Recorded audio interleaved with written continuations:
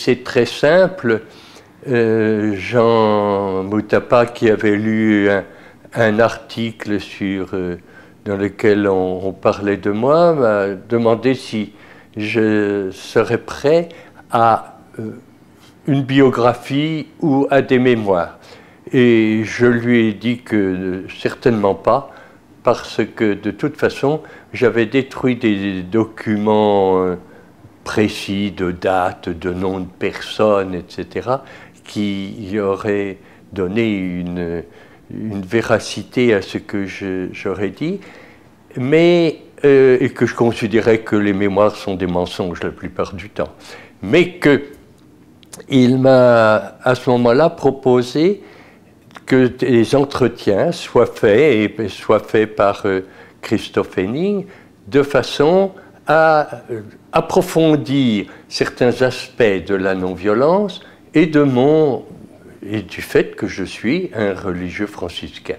Et comment tout cela, ça a pu naître et être quelque chose qui m'épanouisse et une certaine efficacité ici et là. Je n'ai pas l'impression que ce soit d'une radicalité extrême. Si, c'est quelque chose d'abord qui sort du tréfonds de moi-même. Il y a mon tempérament, il y a aussi mon engagement comme religieux franciscain. Et puis j'ai eu la chance de rencontrer ce que j'appelle des géants de la non-violence, des géants de la justice, et ceci en France et dans d'autres pays. Alors, cela m'a énormément aidé, c'est que je n'ai grandi à l'intérieur d'actions de non-violence que parce que j'étais relié avec d'autres personnes.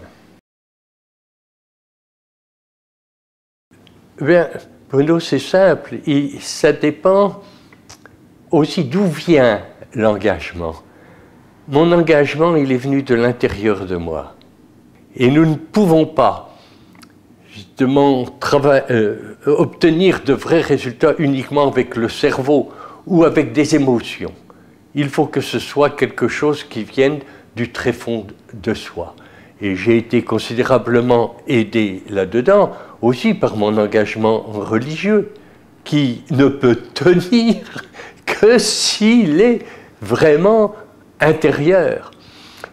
Et c'est peut-être une des raisons pour lesquelles je suis si attaché aux questions de silence, parce que c'est quelque chose qui aide à ce travail intérieur. Et ce sont des êtres qui n'étaient pas des idéologues que j'ai cherché de rencontrer. J'en ai rencontré beaucoup. Moi-même aussi, j'ai flirté avec l'idéologie pendant diverses idéologies, ici ou là, même peut-être, disons, l'idéologie religieuse, si vous la placez comme cela. Mais ça ne me semble pas avoir suffisamment de vérité.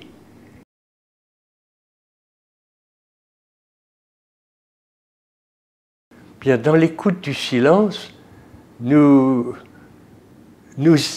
espérons que beaucoup des participants au cercle de silence se trouvent eux-mêmes. Et à l'intérieur d'eux-mêmes, il y a, disons, il y a plusieurs strates, il y a plusieurs couches, si vous voulez, et il y a quelque chose, ce qui est le meilleur d'eux-mêmes, ce qui est le plus précieux, ce à quoi ils tiennent le plus, qui est, alors, Gandhi parle de cette petite voix intérieure, et c'est très important. Nous appelons ça, à l'Occident, la conscience.